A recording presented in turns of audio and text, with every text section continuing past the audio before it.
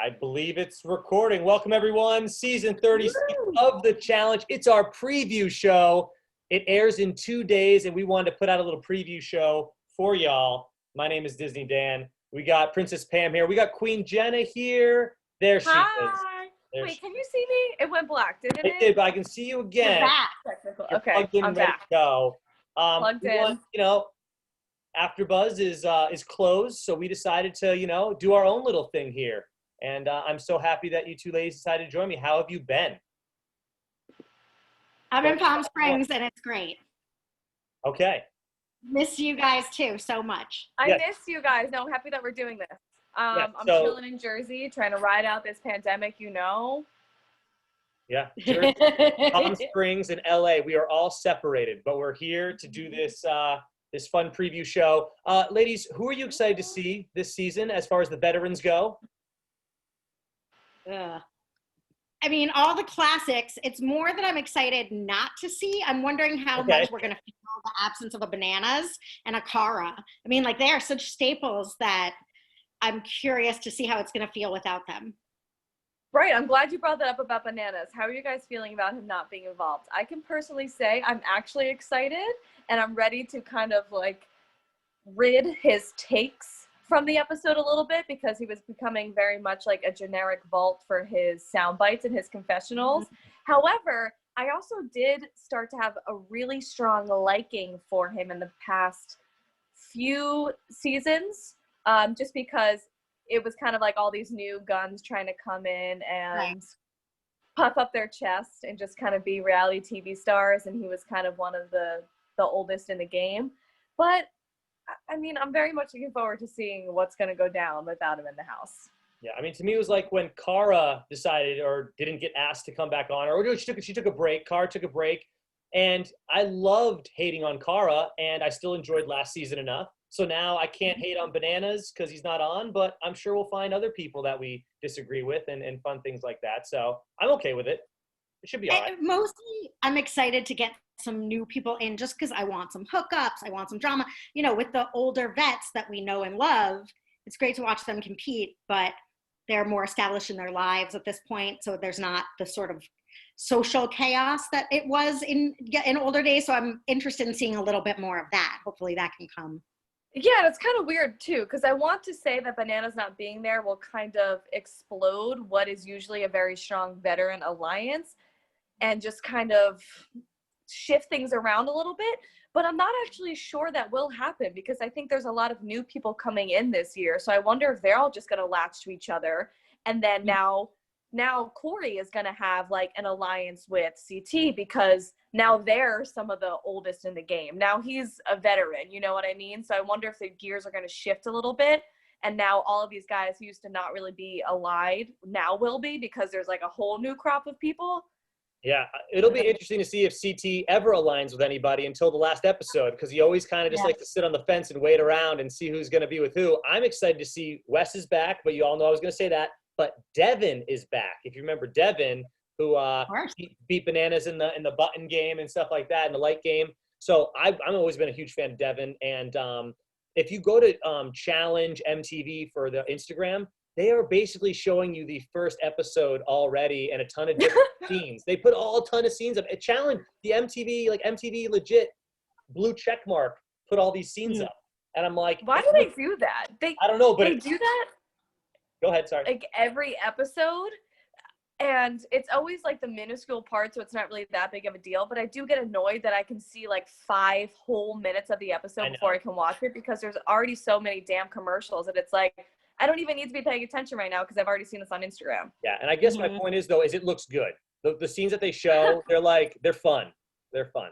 So, all right. I don't mean to be a hater with this, but I saw the trailer, and there was just so many things that felt like the generic, this is the craziest thing to ever happen to the world. This is the most biggest twist in challenge history to have ever dreamt of occurring. And I'm like, okay, like we hear this every They called it the fifth sport in the trailer. They called it like the fifth sport, or something like that. I was like, they're trying to run with that one. And also TJ too. TJ just looks like he's like, what? Okay, fine. And this, like, he's great, but he's like, hey guys, welcome to the craziest one ever. Yeah. He had a winter coat on, and it was like an after take, and he was like, this season on the challenge is the craziest. Like they've had him say that 18 times already, that shoot, and he's like, okay, I've also said this for the past 20 years of my life.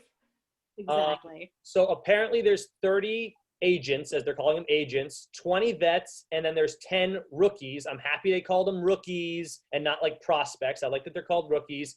And apparently, here's the twist, is they're doing skulls again. But there's only 10 skulls to get.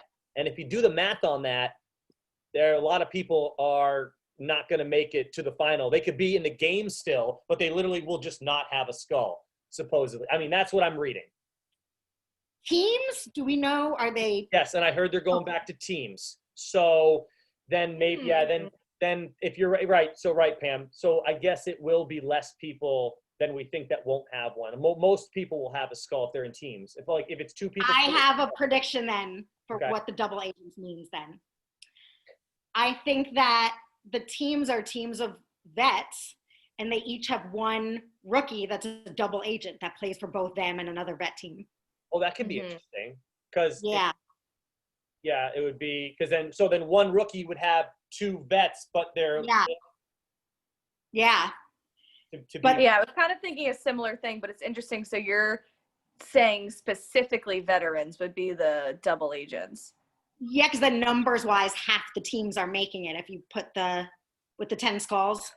I mean, they've listed it. There's 20 vets and there's only 10 new people. So unless they're just mixing and matching where a vet can be with a vet, I don't know if they're going to do it that way, but. Yeah, I think those will be the double agents. Someone's going to have to be a double agent, meaning. Yeah. Unless teams of 3. I guess there could be teams of 3 and you don't know who on your team is a double agent. If that's the case, I actually really like the concept of you're in your own team and you have to pretty much spot who the poison is, like who's the person.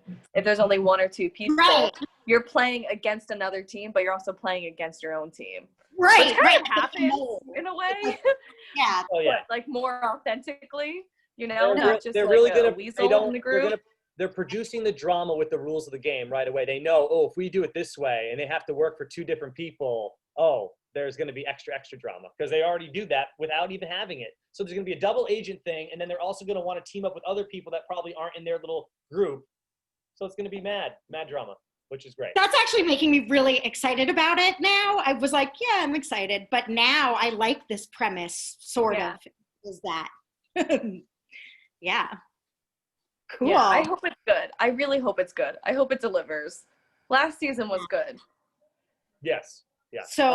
So apparently I only did a 40-minute recording session on this Zoom thing, by the way. So okay, so we have to get a little bit better with our takes. Yeah. No, I want to stop having such lukewarm, la-da-dee takes. No, something else I'm excited for, because you asked earlier who we're excited to see. I'm really excited to see the girl from Survivor, Natalie, and I was telling you guys, I am happy that there seems to be some more heavy hitters of female competitors. People who seem really athletic, who seem really resilient, because I feel like a lot of times there's a huge drop off in the female competitors. Like there's always the 1 or 2 really hard heavy hitters, like a Laurel or a Jenny or a Cara, who just kind of like wipe everybody else out, or an Emily. And then it just really drops off from there. So I'm happy to see some more people that look like, they'll add some more competition. Yeah, her name is Natalie Anderson. Her original show was Survivor. She also did The Amazing Race, apparently. And there's other, like Lolo Jones is also on this season, and she's an Olympian. Yeah. So she's gonna be so good. Oh, Lolo Lemon Jones. if you girls remember, she was also on Champs versus Pros. Of course. Remember that? That's why we know she's gonna be great. She's her and Wes crazy. Thrown into eliminations, stuff like that. So she's gonna be a heavy hitter as far as the females go. She'll bring both. She'll also bring drama, and not even like liquored up drama. She is drama in just her competitive, regular person form. She brought so much drama to Champs versus Pros, it was ridiculous. So she's going to be great for the drama. And that was for charity. Imagine it just being money that's going to go in your pocket. That's so true. That is so true. Gabby Allen, she was on Love Island and Celebrity Big Brother UK. She's a rookie. Don't know much about her. Wait, I saw somebody that was on like a singing competition that's going to be on this season. Did you see that? So his name, he was on America's Got Talent. And sorry, I'll go to him now. His name is Joseph Allen. He was on America's Got Talent. He's a rapper and singer. I actually watched his performances. He actually got the golden buzzer from Howie Mandel. Personally, I didn't think he deserved the golden buzzer, but he made it really far. He made it to like the quarterfinals. So he did really well on America's Got Talent. And he seems like I'll say this, he seems like a really nice guy. Like he was super nice. Like in all his interviews and stuff. I was like, oh man, this guy's cool. I'm not trying to discredit him or anything. It's just a really weird casting idea, right? The first ever. It's definitely the first time they've casted someone for America's Got Talent. Let's be real. Yeah. Seems maybe he's a rap athlete. He looks very. He could be a rathlete. Yeah, a rathlete. He could be a rathlete for sure. Well, here you go. Here's someone that might actually. Leo Rush. He's a former WWE wrestler, and he'll be on. And I watched some of his clips on doing some WWE stuff, and he was doing flips all around the ring. So, acrobatic. Tumbling around. Oh, we've got the acrobatics. I like that. You know, he'll have that. He'll be quick and stuff like that. Here's a good one. Michi Harris. He's a musician, and he was also on X on the Beach, which I watched him on X on the Beach. You ladies remember him? Hold on. Is he the one that had all the girlfriends? Yeah, he had a bunch of girls liking on him and stuff like that on that show. I mean, there's some really good people that came from that. I mean, Tori's just from Are You the One? She wasn't on anything super athletic, so you can definitely get some like really good cast members from some of these. Yeah, just for drama shows. Yeah. Amber Martinez is also from Are You the One? She's going to be a rookie this year. She was on season 8, Come One, Come All, where they the sexually fluid season. Did you girls watch that season? I don't remember her. It was good. I haven't watched a lot of Are You the One? So yeah, I mean, we have there's some good prospects, aka rookies. So I'm excited. My computer is frozen, so I can't see the list, and I'm severely underprepared. Is Nelson? No, I want to ask, is Nelson on this? I think I saw him in the teaser. So, now, come on, Jenna. We knew Nelson was going to be on this because of what he did for Corey last season. He bought himself another season of the challenge because he sacrificed himself for Corey because he said Corey needs it for his kids or whatever. I have a question because yes, and that poses a question in my mind that I want to ask you guys. Maybe this could be a game we can play. Who do you think in this list of people would be the best double agent and who would be the worst? Because now that we talk about Nelson, I'm like, God, what a terrible double agent would he be? He wouldn't be able to hide it. He would not be able to hide that from anybody. So you want me to say what veteran I think would be a great double agent? I mean, I think Wes and Devin are going to be great. I mean, CT's going to be great. The problem is that they're all such good bullshitters. It's going to be, Ashley's there. Ashley, I think, Cam. Josh, no, not good. Okay. I bet you he will be the double agent just to spite you, Pam. Hey girls, I have a little news on Leroy that you guys so him and Cam, they moved to Houston together. Did you guys hear this? Oh good, thank God. I thought you were gonna say they're together. But did you also hear Leroy announced this is his final season, like the one they already filmed. No, he says he's done after this, the one they already filmed. That we're gonna also, do you guys gossip? Can we jump ahead? You know the heartbreak that is. Do you know this? Yeah, you're gonna say Tori. And Jordan broke up. Oh, I know. Yeah, that's sad. But Cam and Leroy kind of fill that spot in my heart, so now I'm happy. But I was upset. But again, as their relationship was cool, their breakup is cool. It's like we love each other. We're just I know you won't care about this so much, but Jenna and Zach postponed their wedding until 2022. So no. Well, I feel like you want them to break up anyway. So she has another year to break it off with them before they're married. Okay, good. Pam's reaction. But we were looking for the invite. We know that we're gonna get the invite. No Jenna and Zach on this season, huh? Neither one. No, neither one. All right, nice. This is going to be exciting to see. They are shaking it up cast-wise, which is cool. Yeah, I'm in. I'm ready. Do you think, because you guys were saying Wes and Devin and Cam would be such good double agents, and I agree, but it always almost makes me wonder if they are automatically ruled out of being the double agent because they're almost too obvious. Like, you can't make Wes a double agent because everyone's kind of he is, yeah. Right. He's gonna be anyway. He's just gonna be like a that's what I was saying earlier. An honorable mention. That's what I was saying earlier. Even if Wes is teamed up with someone, he's still gonna be trying to plot with, like, I think Devin in the preview that they showed says Wes tends to spread himself too thin, and I thought Devin nailed it. Mm-hmm. That is what Wes does. He tries to make alliances with everybody. He can't do that. So we'll see. It depends on how the double agent factor is going to be played, which we don't know yet. That's true. We're making predictions off of a premise that we're not even sure what it is yet. It'll be when, after episode 1, obviously we'll all have a better understanding of what's going on. We'll probably basically 100% know the rules, unless TJ has like a mid-season throw out where he's like, oh, this is happening now too, be ready. So right. Yeah, I'm excited they're mixing it up, because even though I enjoyed last season, it's still the biggest mix up there was basically the skulls and the fact that Bananas and Wes were working together finally. Right. And how long? I'm just looking at the picture. It looks like really the top vets are CT, Anissa, and Wes. Like, there's really, like, you have other middle tier vets like Kyle, Devin's been around a while, Nelson, Cam. But as far as like Darrell, though, we got Darrell here. Oh my God, sorry, I can't even see him in the picture. Oh my God, Darrell is in this? That's the best thing ever. Oh my God, I'm so happy. I think we're gonna see more big things from Fessy. I'm excited to see more from him. And then there's this new guy. I don't know how he'll do with puzzles and with his social game. Nam Bo, he's an ultimate beastmaster, and apparently he's German, but his background is Vietnamese. So in a way, this is like the first Asian male that they've ever had on the challenge before. I'm trying to think back if they've ever had anyone else that was an Asian background. Because we had discussed that in past seasons, like, have they ever had, because they've had Asian girls on. Right. But I couldn't think of a guy last season. And so this, in theory, even though he grew up in Germany. But yeah, I'm excited. Yeah. He's jacked out of his mind. He's huge.